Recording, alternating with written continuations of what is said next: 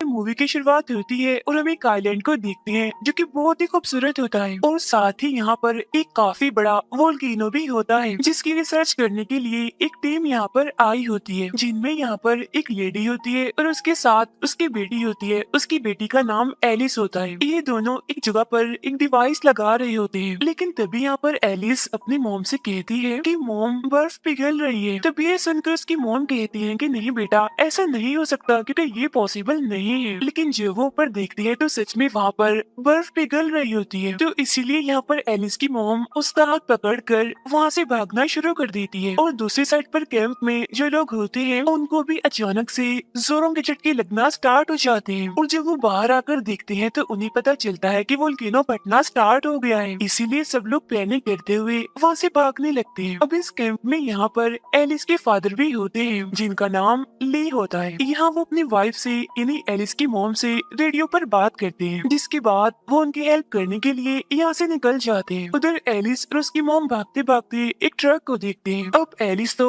उस ट्रक पर चढ़ जाती है, लेकिन जैसे ही उसकी मॉम ट्रक पर चढ़ने वाली होती है तो तभी अचानक से एक आग का गोला उनके पास आके गिरता है, जिसकी वजह से वो दूर जाके गिरती है। अब यहाँ पर एलिस के फादर यानी ली भी अपनी गाड़ी लेकर यहाँ पर आ जाते हैं, लेकिन तभी वोल्केनो का एक टुकड़ा आकर उसकी गाड़ी पे गिरता है, जिसकी वजह से उसकी गाड़ी वहीं पे ही पलट जाती है। अब यहाँ पर एलिस के फादर के साथ एलिस की मॉम भी थी और अब यहाँ पर दोनों के पास बचने का कोई भी रास्ता नहीं होता। इसीलिए थोड़ी ही देर में वोल्केनो का एक काफी बड़ा टुकड़ा यहाँ पर आकर इन दोनों को अपने अंदर समा लेता है। फिर अब इसके बाद हम कहानी में काफी सालों बाद का टाइम देखते हैं, जहाँ पर एलिस की फादर ली एक प्रेजेंटेशन दे रही होती है। यानी इसका मतलब ये है कि इस हादसे में वो बच गई होती है, लेकिन उनकी वाइफ यानी कि एलिस की मॉम नहीं बच पाई। अब यहाँ पर ली सबको नेचर के बारे में बता रहा होता है, यानी कि नेचर ना तो किसी से प्यार करती है और ना ही किसी से दुश्मनी रखती है। नेचर उसी तरह से बर्बाद होती है जिस तरह से वो बनती है। अब उसकी बातों से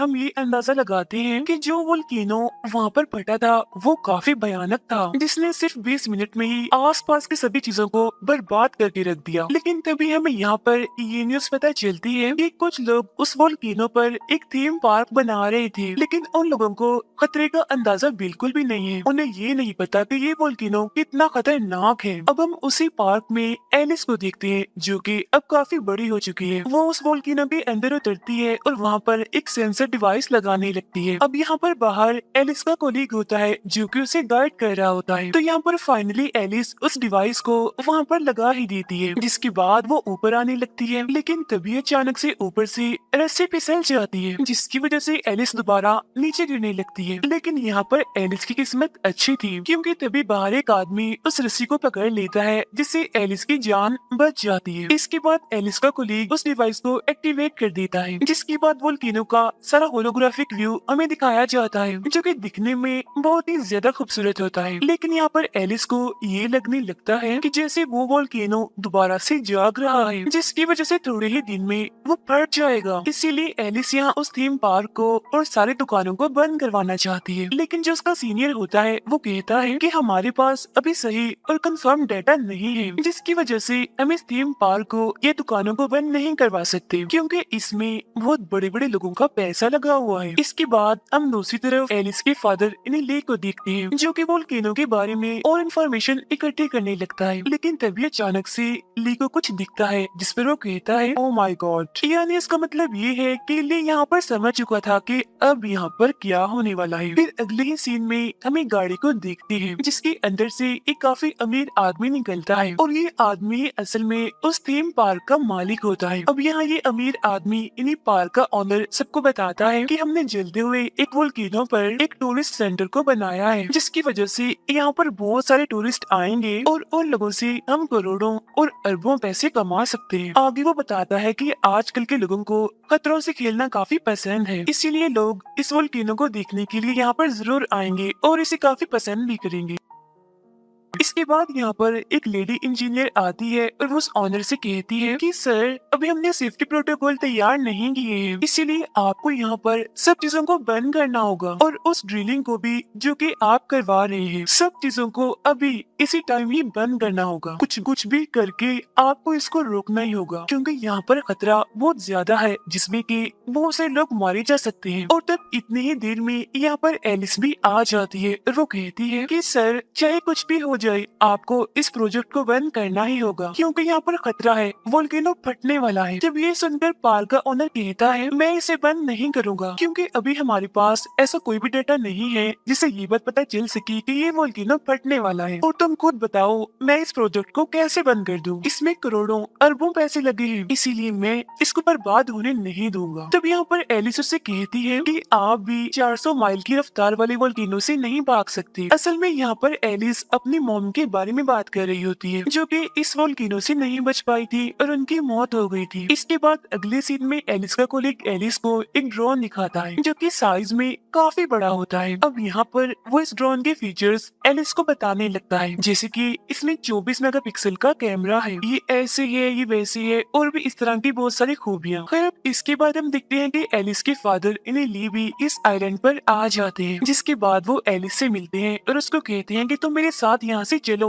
जल्दी करो क्योंकि कुछ ही देर में वो वोल्केनो फटने वाला है। लेकिन यहाँ पर एलिस उनकी बात नहीं मानती यानी कि वो उनके साथ नहीं जाती। अब इसके बाद हम देखते हैं उसी ऑनर की वाइफ को, वो कुछ टूरिस्ट को ये टूरिस्ट सेंटर दिखा रही होती है। अब पहले तो ये सब लोग यहाँ पर लिफ्ट जैसी एक मेट्रो में बैठते हैं जिसके बाद उनके साथ साथ हम भी इस आइलैंड को देखते हैं जो कि बहुत ही खूबसूरत होता है। अब मेट्रो के जरिए ये इस पूरे आइलैंड का टूर करते हैं जहाँ पर ये काफी खूबसूरत सीन्स देखते हैं। इसके बाद वो मेट्रो वोल्केनो के पास जाके रुकती है जिसके बाद अभी उस वोल्केनो को काफी करीब से देख पा रहे थे। अब वो सारे लोग यहाँ पर काफी खूबसूरत नजारे देखकर बहुत ही खुश हो रहे होते हैं जबकि उधर एलिस और ली भी हेलीकॉप्टर के जरिए इस वोल्केनो के पास पहुंच जाते हैं। खैर यहीं पर हम एक और जगह पर एक कपल को देखते हैं जो कि एक नदी के पास टाइम स्पेंड कर रहे होते हैं। अब ये दोनों पानी में कूद जाते हैं और एंजॉय करने लगते हैं। तभी हम यहाँ पर देखते हैं कि अचानक से इन लोगों को वोल्केनो के झटके आना स्टार्ट हो जाते हैं जिसके बाद एलिस कहती है जल्दी से टूरिस्ट को यहाँ से हटाओ और मेरे लिए यहाँ पर एक हेलीकॉप्टर भी बुलवाओ ताकि मैं यहाँ से निकल सकूं। उधर हम पानी में उसी कपल को देखते हैं जो कि एंजॉय कर रहे थे। लेकिन तभी उस नदी में जिसमें वो नहा रहे थे उनके पास वोल्केनो गिरना स्टार्ट हो जाता है, यानी वोल्केनो के बड़े बड़े लावे पानी के अंदर गिरने लगते हैं। अब जिस डोर से ये लोग यहाँ पर आए थे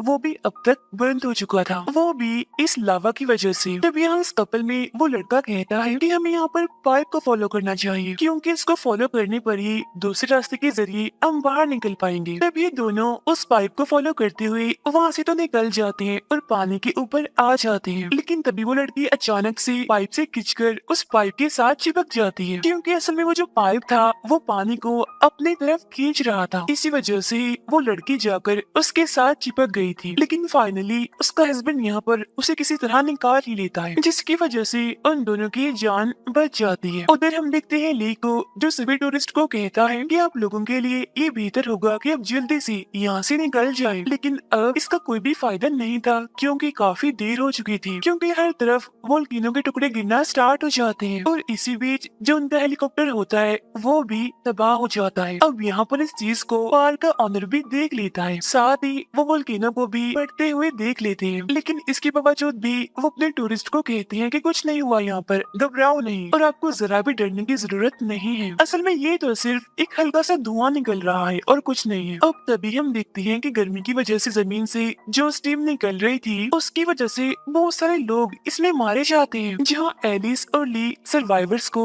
इन्हीं बचे हुए लोगों को लेकर उस लिफ्ट में भागते हैं जिसके बाद सभी बेस स्टेशन में अनाउंसमेंट कर दी जाती है। जिसके बाद बेस से सभी लोग निकल जाते हैं इन लोगों की जान बचाने के लिए। हम एलिस और ली को देखते हैं जो कि मेट्रो में भाग रही होती है। लेकिन तभी अचानक से वोल्केनो का एक बड़ा सा टुकड़ा आकर इनके मेट्रो के ट्रैक को तोड़ देता है जिसकी वजह से अब एलिस यहाँ पर बोलती है कि हमें यहाँ से कूद कर दूसरे मेट्रो में जाना चाहिए वरना तो हम सारे लोग मारे जाएंगे अगर यहीं पर ही रहे तो।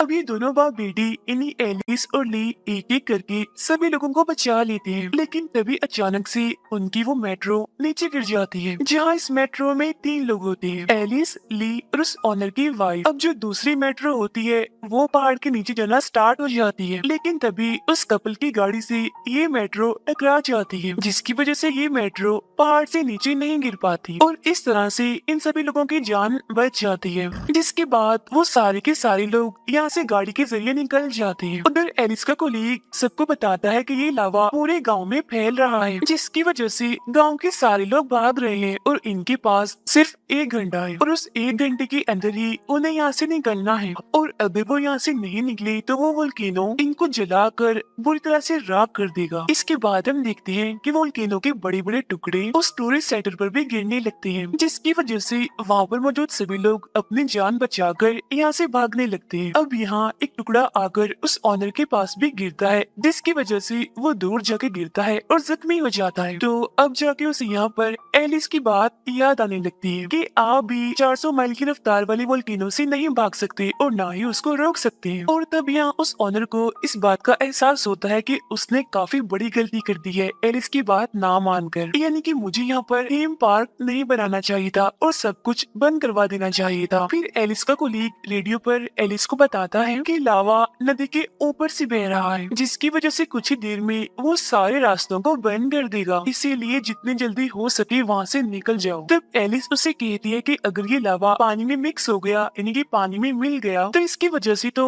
सारे गांव वाले मारे जाएंगे, इसीलिए अब हमें किसी भी तरह करके गांव वालों को बचाना ही होगा। इसके बाद एलिस कहती है कि मैं वाटर सप्लाई यूनिट में जाकर थर्मल पाइप को साउथ में ड्रेन करना होगा, जिसकी वजह से सारी तबाही रुक जाए और वापस मुड़ जाए। लेकिन यहाँ पर ऐसा करने में एक प्रॉब्लम होती है, क्योंकि वहाँ पर जाने के लिए इनको कोड चाहिए था। अब यहाँ पर इनके पास ऑनर की वाइफ भी होती है और उसके पास वो कोड होता है, जिसके बाद कोड मिलते ही ये सभी लोगों को बचाने में लग जाते हैं। इसके बाद हम टूरिस्ट सेंटर को देखते हैं, जहाँ पर वही पार्क का ऑनर बैठा होता है और वो इन सारी चीजों को तबाह होते हुए बड़े आराम से बैठकर देख रहा था। लेकिन तभी उसे सीसीटीवी के एक कैमरा में एक छोटी बच्ची दिखती है जो कि रो रही होती है और अकेली होती है वहाँ पर। तब उस बच्ची को देखकर उस ऑनर को उस पे तरस आ जाता है और यहाँ पर उसके अंदर की इंसानियत जाग उठती है, इसलिए वो जल्दी से वहाँ पर जाता है जहाँ पर वो बच्ची थी। बाद में उस बच्ची को उठाकर बोट पर छोड़ देता है और वो लोग उस ऑनर को अपने साथ चलने के लिए कहते हैं, जिस पर वो कहता है कि नहीं, मैं यहीं पर ही रुकूंगा जब तक कि मेरी वाइफ वापस नहीं आ जाती। जिसके बाद वो बोट फाइनली यहाँ से निकल जाती है सर्वाइवर्स को लेकर। लेकिन तभी हम यहाँ पर देखते हैं कि वो तीनों का एक काफी बड़ा टुकड़ा आकर पार्क के ऑनर पर सीधा जाके गिरता है, जिसकी वजह से